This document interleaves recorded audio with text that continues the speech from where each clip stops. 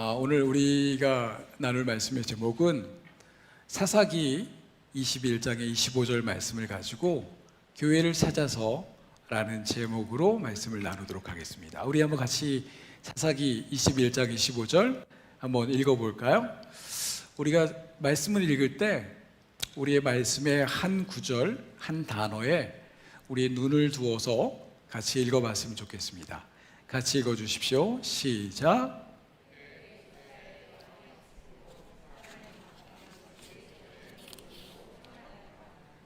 아멘. 이번 주 뉴스를 좀 보신 분들은 좀 아실 텐데요. 산불이 너무 많이 났어요. 근데 이 산불이 규모가 우리가 상상하는 것보다 훨씬 더 크죠. 현재 850명 정도가 실종되었고요. 확인된 사람들만 200명의 사망자가 나왔습니다. 안타깝게도 실종자 850여 명이 사망했을 가능성이 너무 높은 이러한 일들이 우리의 여행지라고 알려져 있는 하와이에서 지금까지도 진행되고 있는 산불입니다. 네, 게다가 또 캐나다에서도 상상을 초월할 수 없는 놀라운 커다란 산불이 좀 일어나고 있다고 하죠. 이러한 산불이 우리에게도 좀 낯설지 않은 것이 매년마다 우린 강원도 아니면 산간 지역에서 매년마다 산불이 나서 말도 못하는 피해들을 계속 보고 있는 걸 보면 그들의 심정이 어떠한지를 우리가 감히 짐작할 수 있을 것 같습니다. 한 기후단체에서는요, 이러한 산불의 잦은 원인이 기후의 변화에 있었다고 합니다. 그러니까 이전보다 한 20%가 산불이 날 수 있는 가능성이 더 많아진 거죠. 여러분도 아시겠지만 근래에 계속해서 매년마다 우리나라 산불이 벌어지는 걸 보면 이 통계가 맞는 듯 싶습니다. 네, 이렇게 기후와 자연과 생태가 무너지면 자연이 몸살을 앓게 되고 몸살을 앓게 되는 자연의 영향은 고스란히 우리들의 삶 속에 일상 가운데 영향을 미치게 됩니다. 우리는 코로나 3년이라는 기간 동안 그 여파를 경험했을 겁니다. 그러나 안타까운 것은 이러한 기후의 변화로 인한 우리의 일상의 어려움이 이제 시작되고 있다라는 것입니다. 그러게 생태에 대한 책임을 맡고 있는 그리스도인으로서 우리는 오늘 우리의 삶의 일상뿐만 아니라 생태계에도 관심을 갖고 기도하는 것이 필요할 것입니다. 정치적으로 오염되어 있는 사람들의 소리가 아닌 믿는 그리스도인, 생태에 대한 책임을 하나님으로부터 부여받은 창세기의 명령을 받은 우리들은 세상을 위해서 기도해야 될 책임이 있는 것입니다. 오염수가 방류되어서 어떠한 영향이 있느냐 없느냐가 아닌 그것으로 인해 발생할 수 있는 심리적, 과학적 우려들을 위해서 여러분들 위해서 기도해 주십시오. 우리의 역할은 그러합니다.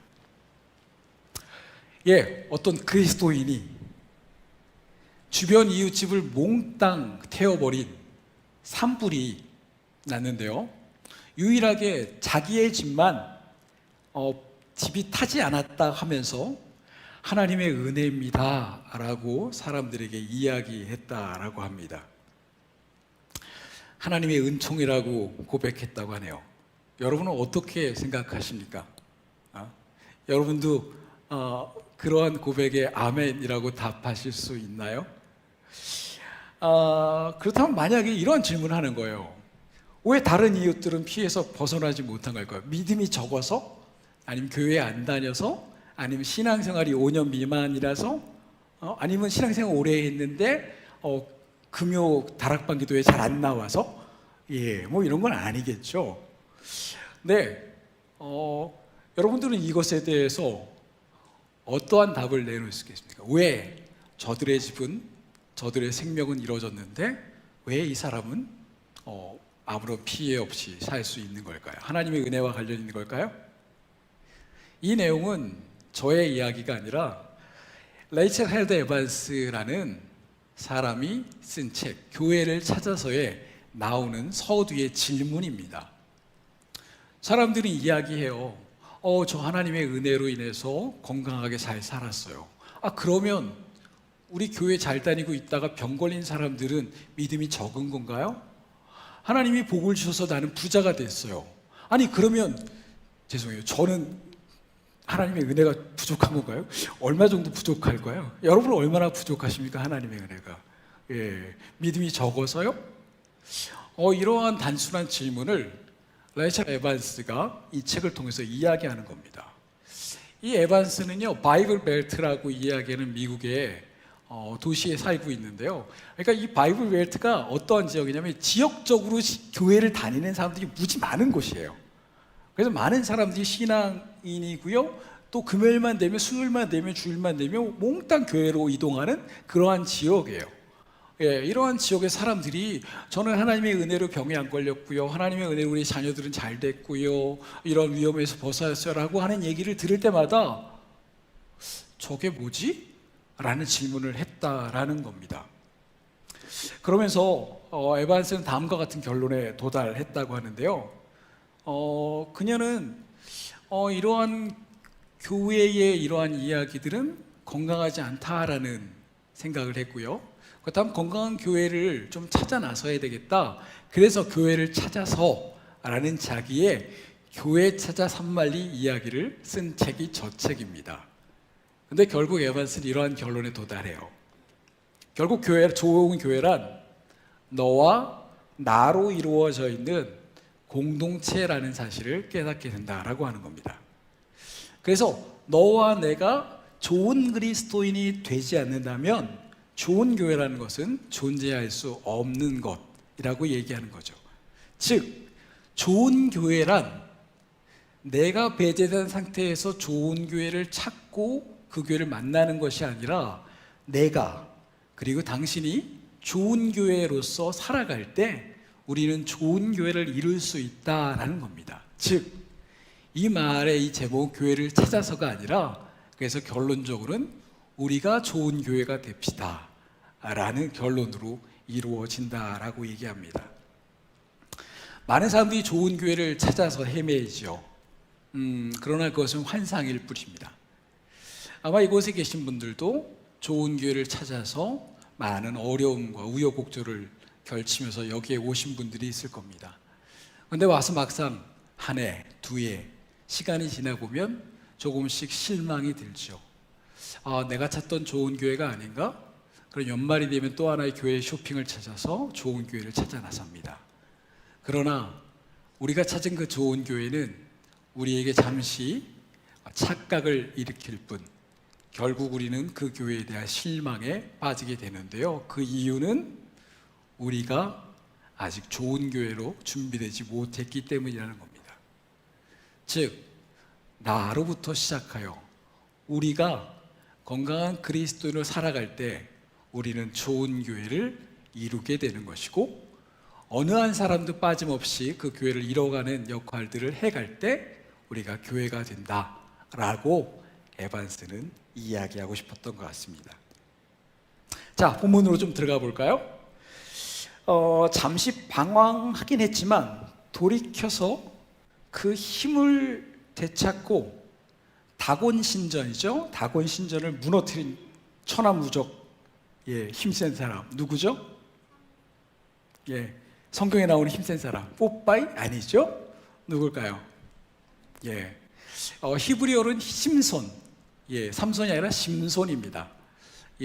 그리고 그 뜻은 태양이라는 뜻을 갖고 있어요. 우리는 영어식 이름으로 해서 삼손이라고 알고 있는데요. 네, 어쨌든 이런 삼손도 있고요.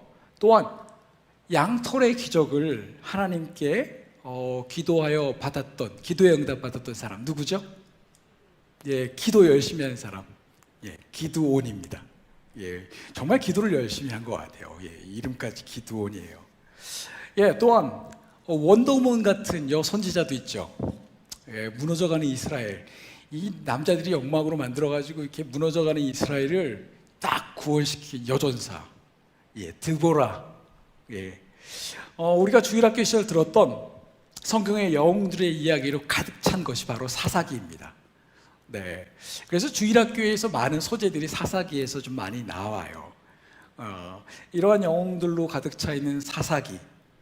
그러했는데 실제 사사기는 우리들에게 영웅들의 이야기를 하면서 실제는 이렇게 이야기로 시작합니다.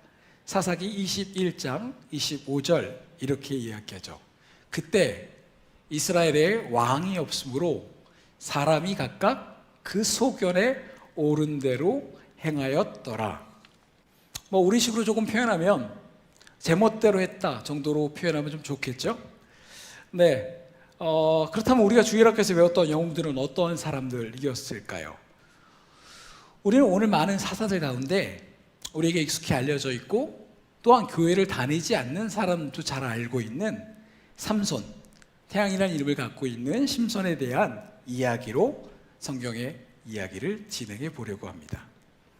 성경의 이야기 가운데 저기 삼손 지금 사자 입을 찢는 거죠. 참 힘이 무척 센 것 같긴 해요. 그림을 봐도 근육이 막 이렇게 나와 있죠. 네. 맨손으로 사자와 전투를 벌인 삼손. 또한 여우 300마리, 300마리를 잡는 게 가능할까요? 어쨌든 300마리를 잡아서 꼬리에다가 불을 붙여가지고 이렇게 난리를 일으킨 사람이기도 하죠. 또한 삼손함의 여자들과의 사랑과 배신의 이야기들이 나오기도 합니다. 그리고 결국은 돌이켜 회개하면서 웅장한 다곤 신전을 무너뜨린 일 등 우리는 주일학교나 영화를 통하여서 영웅에 대한 삼손이라는 영웅에 대해서 익히 들어왔습니다. 마치 헤라클레스 아니면 요즘 영화에 나오는 드웨인 존슨 빡빡이 아저씨 있죠? 이런 사람 반디젤 같은 사람 같은 모습으로 우리의 기억 속에는 이 삼손이 남아있을 줄 모르겠습니다.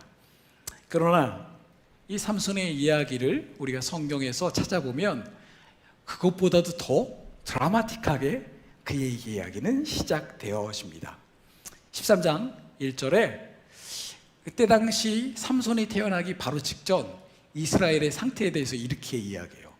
하나님께서 사사를 보내서 이스라엘을 회개시키고 또한 건강하게 만들면 또다시 이 사람들이 잘못하고 또 하나님이 또 회개하게 하면 또 회개해서 또 좋아졌다가 이 사사기의 패턴을 계속 번복하는 거예요. 우리 일상과 비슷하죠. 오늘은 잘했는데 내일은 또 실수하고. 왜? 우리 연약하잖아요. 이때 사람들도 비슷한 것 같아요. 이렇게 그들이 다시 좀 악을 성행하는 그러한 사회가 되었습니다. 이러한 사회 속에서 하나님께서는 또다시 고민했겠죠.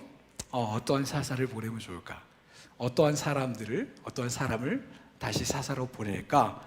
이러한 이야기들을 하고 있는데요. 어느 날 놀라운 일이 이러한 시대에 벌어집니다. 하나님의 사자가 소라 땅 단지파의 한 가족에게 쫙 나타나요. 나타나서 그 부부에게 그들의 이스라엘의 구원자가 될 아이를 낳을 것이다 라고 이야기합니다. 근데 이 이야기 좀 익숙하지 않아요? 천사가 나타나서 너희가 아들을 낳을 것인데 그 아들이 이스라엘의 구원자가 될 것이야. 이 이야기가 누가복음과 마태복음, 복음서의 이야기가 아닙니다. 사사기의 이야기입니다. 마치 예수님의 탄생을 이야기하는 것 같이 대단한 그리고 뭔가 의미심장한 그러한 사건들이 예수님의 탄생과 같이 이루어지는 거죠. 우리는 삼손의 탄생의 이야기를 처음 보면서 이 사람이 예수님과 같이 대단한 사람이 될 거라는 것을 예측할 수 있을 것입니다. 그런데 우리가 알다시피 삼손은 예수님께서 키가 자라며 지혜와 지식이 자라는 것과는 사뭇 다른 모습을 갖게 됩니다. 그는 키가 자라면서 포악한 성격도 자라나고요. 나이가 많아지면서 고집도 많아진 그냥 폭력적이고 막무가내인 사람으로 자라간다라고 사사기는 설명해요. 예수님과 같은 탄생의 모습을 갖고 있는데 자라가는 모습은 정반대의 모습을 갖는 이 부의조되는 두 가지의 모습. 네, 어느 날 그냥 해버려. just do it. 나이키 표가 아닙니다. 아마 삼손의 마음의 생각이었을 거예요. 그냥 해버리지 뭐 성경이 뭐라고 얘기하시던 하나님이 뭐라고 얘기하시던 부모님이 뭐라고 얘기하던 난 내 마음대로 살 거야. Just do it. 그냥 해버려. 네, 본능이 원하는 대로 마음이 이끄는 대로 살아가는 포스트모더니즘의 특징처럼 삼손은 자기의 감정이 내키는 대로 자제하지 않고 꺼리낌 없이 행동하였다라고 합니다. 사사기 14장 3절을 같이 한번 읽어봤으면 좋겠는데요. 좀 길죠? 그래도 같이 천천히 읽어봤으면 좋겠습니다. 같이 읽어봅시다. 시작.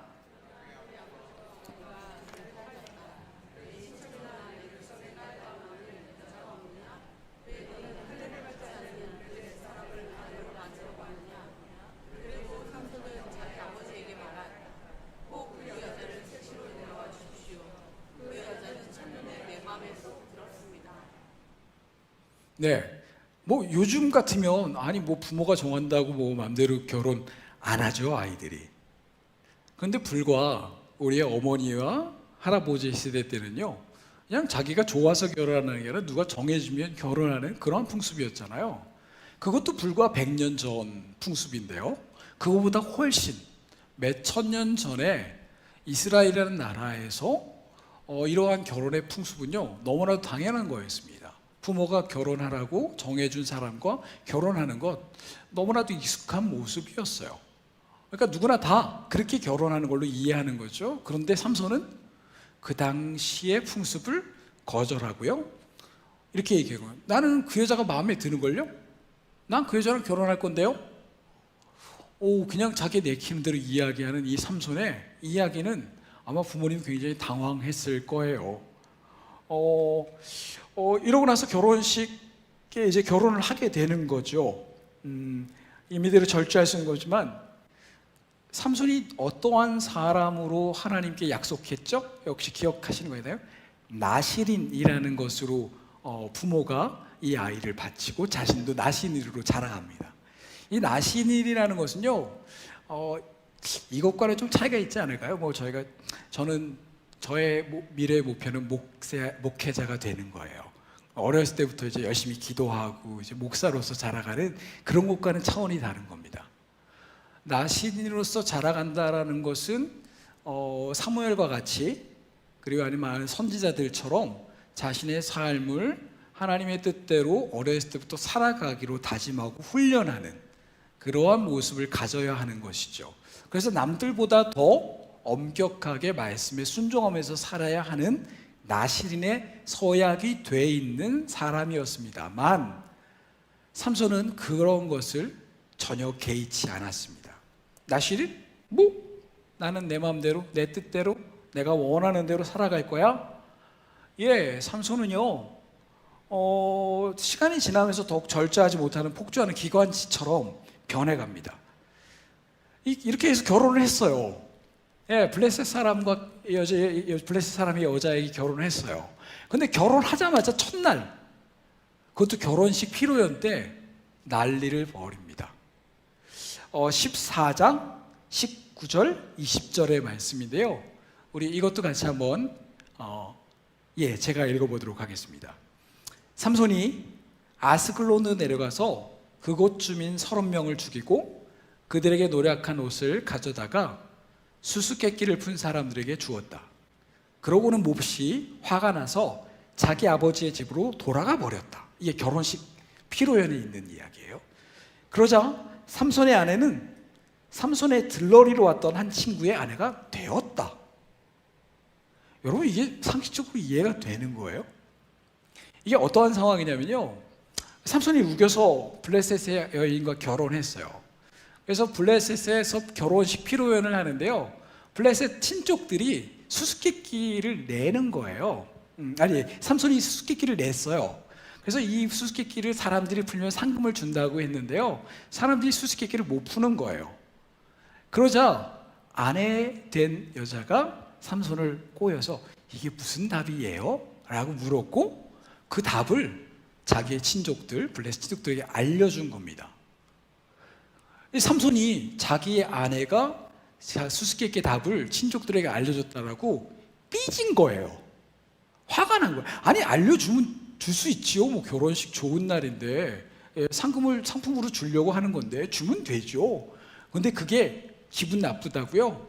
저기 상품을 주려고 이 아스클론으로 가서요, 거기서 사람을 죽이고 그 상품을 뺏어 와요. 그리고 그 상품을 줘버려요.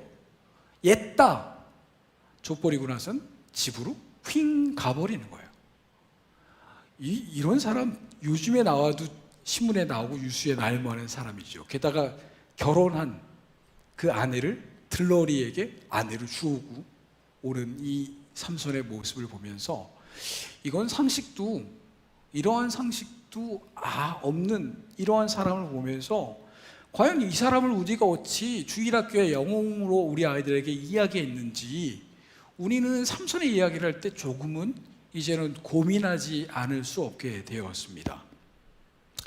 이렇게 결혼식 표로해서 기분이 상했다고 사람을 죽이고 방공 결혼한 아내를 친구에게 주어 온 이 사람을 이제 우리는 어떻게 봐야 할죠? 그는 이러한 끔찍한 범죄를 저지른 직후 바로 그이어 우리가 잘 아는 한 여인과 조를 하게 됩니다. 우리가 알고 있는 그 여자 들릴라입니다. 그 우리한테는 조영남이라는 가수가 딜라일라라는 노래를 부르죠. 오 딜라일라. 딜라일라가 드릴라입니다. 영어식 이름은 딜라일라인 거죠. 판무파탈의 대명사, 이면서 관능적이고 매력적인 여인으로 소개되고 있는 여인은요, 소래골짜기에 사는 들릴라였습니다.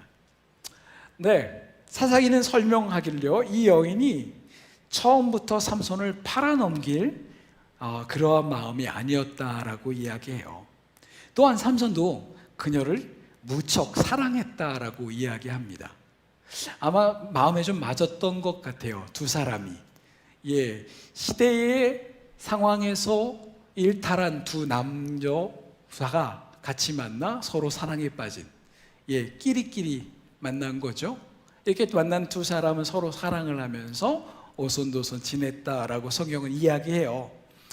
그러나 자신을 사랑해주는 삼손보다는요, 딜릴라에게는 블레셋 사람들이 주는 돈, 은 1100세겔, 대략 아마 드릴라가 받을 세겔은 1100세겔씩 족장들이 각각 주기로 돼 있어요. 그러니까 블레셋의 족장이 여러 사람이 있는데요, 족장 한 사람당 은 1100세겔을 주기로 하니까 엄청난 은을 받게 되어지는 겁니다. 상상을 초월할 만큼 큰 금액인 거죠. 그녀에게는 이러한 돈이요, 자신을 안전하게 지켜줄 것이라는 생각을 했던 것 같아요. 사랑보다는 김중배의 다이아몬드가 훨씬 더 값어치 있었던 거죠. 어쨌든 이 여인은요, 그 블레셋 사람들에게 결국 동조를 하면서 이제 삼손을 기꺼이 팔아넘길 결정을 합니다. 그래서 삼손을 계속 다 따라하는 거예요. 어떻게 해야지 네 힘이 없어지는지, 넌 어떻게 그렇게 천하무적 힘을 갖고 있는지 나한테 비밀 좀 알려줘. 좀 알려줘. 근데 삼손이 처음부터 호락호락하게 안 가르쳐주죠. 몇 번 거짓말을 하니까요, 이 여인이 삐져가지고요, 너 이렇게 계속 할 거면 너랑 안 지나, 이런 식으로 했겠죠. 결국 삼손은 딜릴라에게 그 이야기를, 비밀을 이야기합니다. 나는 나신이로서 서약을 한 사람이기 때문에 나시린의 서약을 깨는 것, 즉 몸에 칼을 대어 있는 털을 밀면 나는 나신의 서약이 깨지면서 하나님이 주신 힘의 은혜가 사라질 수도 있어 라고 얘기했다고 해요. 이 이야기를 들은 딜릴라는 블레셋 사람들한테 이야기하고 결국 삼손은 머리가 깎인 채 블레셋의 노예로 잡혀갑니다. 밀턴은 이 부분을 이렇게 묘사합니다. 가사에서 눈멀어 종들과 함께 맷돌에 매여 있는 타락한 영웅이라고요. 이제 사사 삼손의 이야기는 거의 막바지로 향해 갑니다. 이 이야기가 맷돌에 매인 영웅의 이야기로 끝이 난다면 참 비참하겠죠? 그러나 우리가 알다시피 이 이야기에는 마지막 아이러니가 등장합니다. 삼손이, 성경에는 이렇게 표현해요. 삼손의 머리가 다시 자라고 있다라고 성경이 이야기하고 있는 거예요.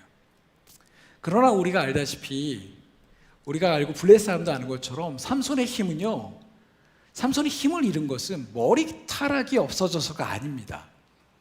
하나님 앞에서 맹세한 나실의 언약을 깼기 때문에, 결국 하나님과의 그 약속을 어겼기 때문에 그의 힘이 없어진 것이죠. 그렇다면 삼손은 어떻게 그 마지막 힘을 얻게 된 것일까요?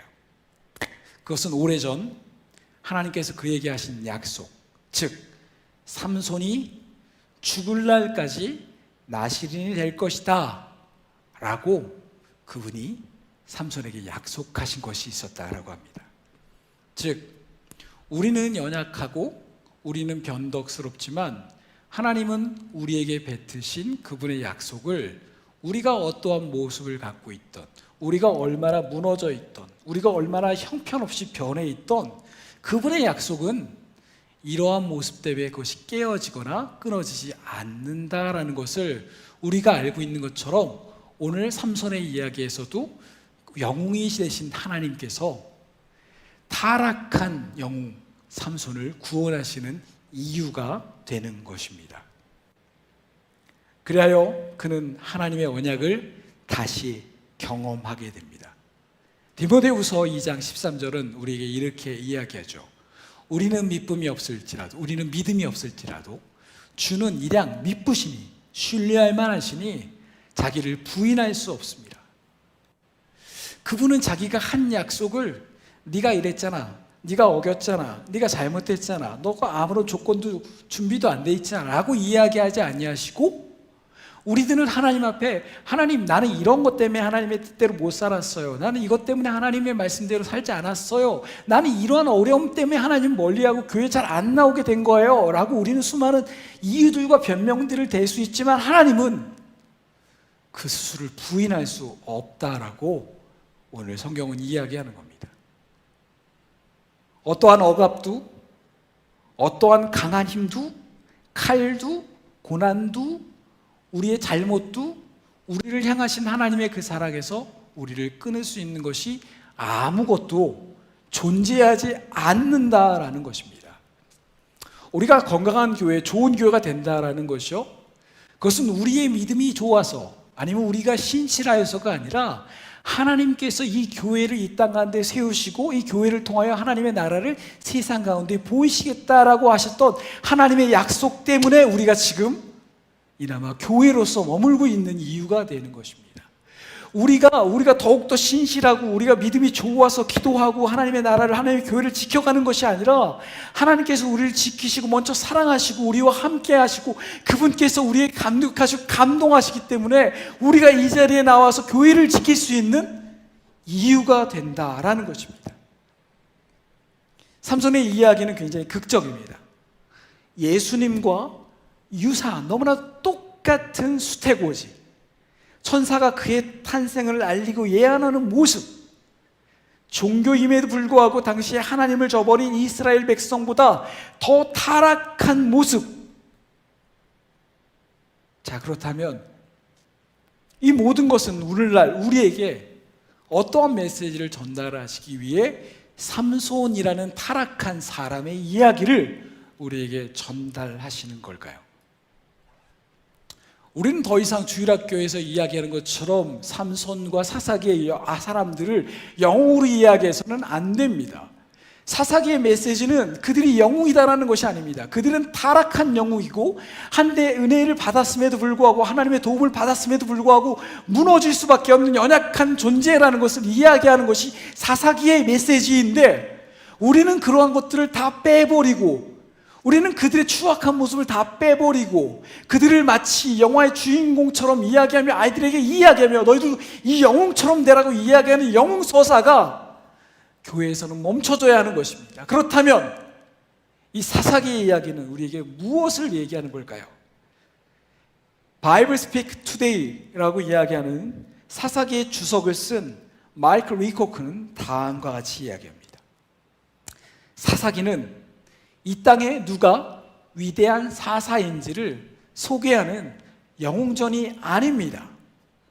하나님의 은혜를 입고 그분의 백성이 되었으며 그분의 특별한 뜻에 따라 살도록 부름받은 이일지라도 은혜를 받고 하나님, 내가 하나님 뜻대로 살게요 라면서 하나님의 믿음에 굳건한 사람으로 살아가는 사람일지라도 인간의 약함과 악함과 그리고 부족함으로 실패하고 또한 하나님을 배반하기까지 하는 무너지는 존재라는 것, 그리고 더불어 그럼에도 불구하고 하나님께서는 그러한 터무니없이 연약한 인간들을 포기하지 않으시고 그들을 지키시는 완벽하고 그리고 유일하신 조지 사사이심을 드러내기 위한 메시지다라는 것이죠. 사사기의 메시지는 이 땅에 어느 누구도 완벽한 존재는 없다. 그러나 하나님만이 오로지 완벽하신 분, 하나님만이 온전히 완전하신 분이기에 그분을 신뢰하며 그분을 붙잡고 그분의 약속 안에서 우리가 믿음의 교회로 살아갈 수 있다라는 이야기를 사사기를 통해서 하고 싶었다라는 겁니다.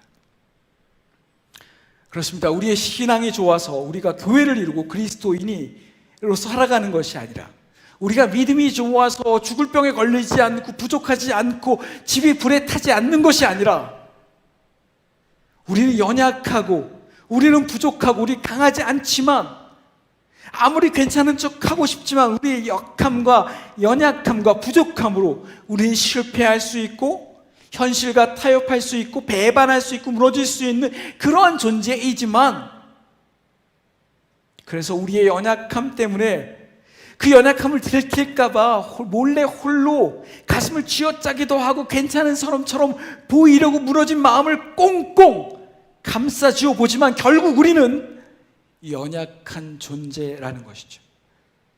우리가 우리다워지고 교회가 교회다워지고 우리의 가정이 지켜지고 우리의 연약함에도 불구하고 터무니없는 연약한 인간들을 포기하지 않으시고 우리를 지키시는 완벽하고 그리고 유일하신 영웅 사사이신 그 하나님, 삼위의 하나님 때문에 우리가 이렇게 살고 있다라는 것입니다. 우리는 연약하지만 하나님은 강하시고 우리는 변덕스럽지만 하나님은 신실하시기에 우리를 포기하지 아니하시고 교회로 하나님의 백성으로 살아가게 하시는 그 이유를 하나님께서 우리에게 전달하고 싶기에 나는 너희를 향한 사랑의 약속을 결코 포기할 수 없단다 라는 이야기를 하고 싶어 사사기의 삼손의 이야기를 우리에게 전달하셨다고 합니다.